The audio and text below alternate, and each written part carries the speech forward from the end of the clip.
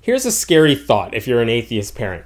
Your kid comes home one day and says, "Dad, I found God. I'm going to church now."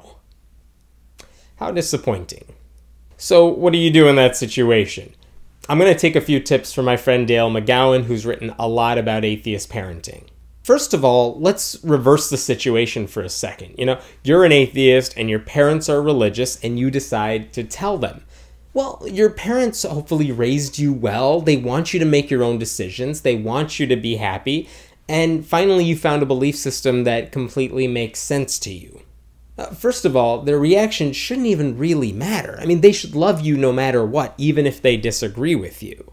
So let's say your daughter comes up to you now and says, "Dad, I'm religious." Who cares? Love her. It's none of your business anyway, and it makes her happy. But that's not the answer you want to hear, so let's keep talking for a second. What religion is she? Because that makes a difference. Is she going to be part of an evangelical megachurch or like a local Unitarian church? Is she a deist or is she a hardcore fundamentalist? It makes a difference. But even if she ends up going to one of those, Mark Driscoll is an amazing man sort of churches, again, it doesn't matter. She's happy. If you want, feel free to have a conversation with them about it. Challenge them, especially if they're younger and more open to those types of conversations. Your kid says, "I believe in God." Well, okay, what about all those other people who don't believe in God? What about all those people who believe in a different God? Are all of them wrong? Why do you think that?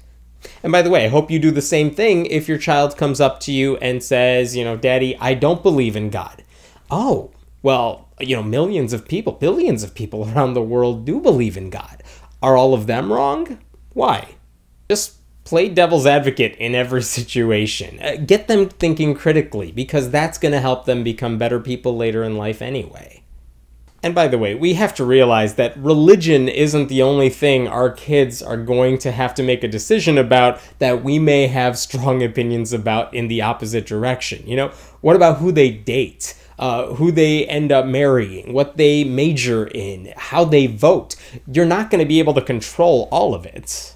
Hopefully you raise your kids so that they make good judgments in whatever they do. And religion is a part of that. Teach your kids to be good people and let the chips fall where they may. What's the alternative anyway? That you tell your child, "I demand that you not believe in God." That's the same sort of awful indoctrination so many of us try to get out of.